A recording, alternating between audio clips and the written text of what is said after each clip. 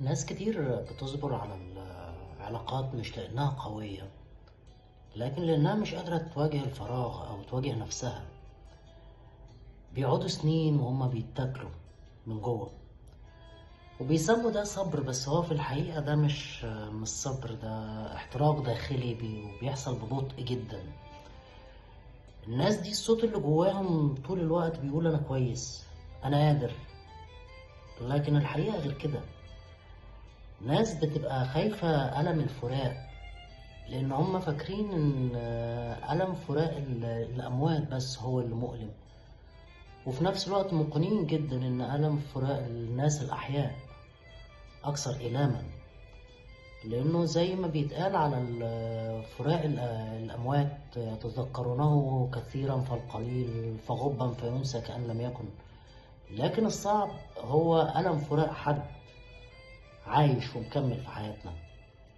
الفكرة كلها هنا إن الموضوع محتاج حسم. أنت ممكن يكون صبرك على العلاقة شيء جيد، ولكن ما يوصلكش لحد الاستنزاف.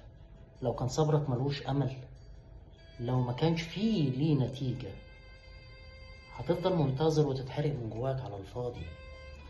الفكرة كلها لو لقيت حد بيستنزف قواك ومتأكد إن أنت هتتحمل، سواء كانت العلاقة بقى علاقة زواج، علاقة ارتباط، علاقة شغل، علاقة صداقة، أيا كانت نوعها إيه، أي حد هيستنزف طاقتك بدون ما يكون في نتيجة لهذا الاستنزاف، لازم يكون في حسم منك أنت عشان تقدر نحاول إن احنا نبعد عن كل دوت ونلاقي نفسنا في الآخر.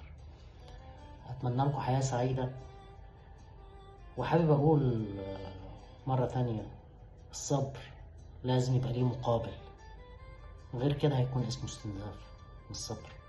أشوفكم على خير، باي باي.